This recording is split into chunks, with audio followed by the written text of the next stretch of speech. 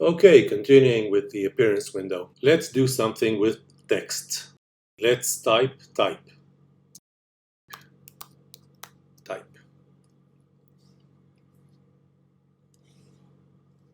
Okay, let's color this orange.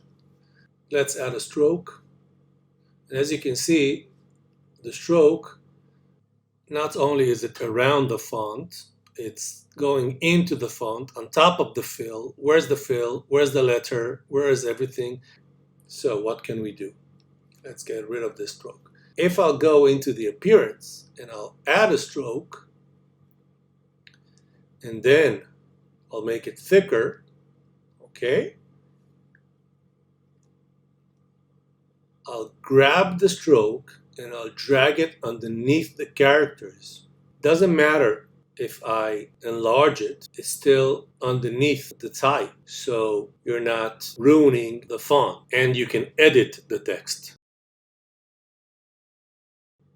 I can even add another stroke by clicking on Add New Stroke. This time, let's make this one